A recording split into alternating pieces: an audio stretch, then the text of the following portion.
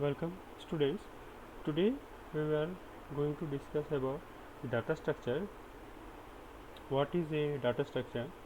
So data structure is a way of arrangement of data so that different operations can be performed on the organized data. A data structure is a set of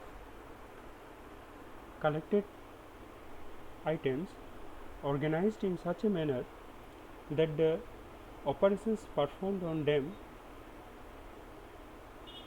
are having a constant amount of time requirement and is determined before the operation is performed.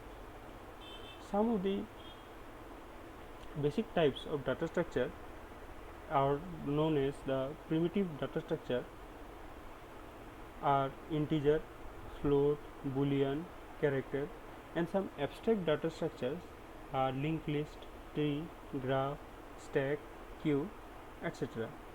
So data structures, the built-in data structure of a uh, of a language is integer, float, character, pointer, and user-defined data structures are array, list, files, etc. List can be again divided into two areas, linear list and non-linear list. Linear list can be divided into stack and queue. Non-linear list can be divided into tree and graph. So basically what we are discussing here is a data structure methodology, that means how to organize data. So for example, when we are studying, we keep our textbook or we keep our notes aligned accordingly to the exam that is going to appear. So when we have a exam tomorrow, so we keep the textbook and note on top of the our book, and the exam that is on the second day, we keep the book just below the exam that today we are studying. So assuming today studying for the exam in the beginning, so similarly the exam that we have in the last of the semester, we keep the book at the end of the row of the book where we pick the book for self study. So why we keep it like that? So that when we search the book, we get it easily. One more example is when we go to the library, when we search a book, the books are arranged in many way.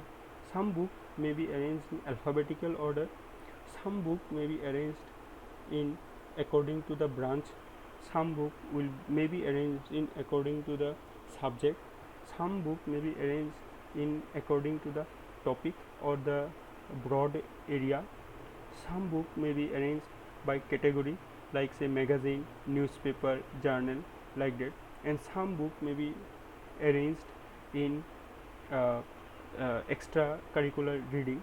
So depend upon the person to person, the arrangement of the book is different. But why we require this kind of a arrangement?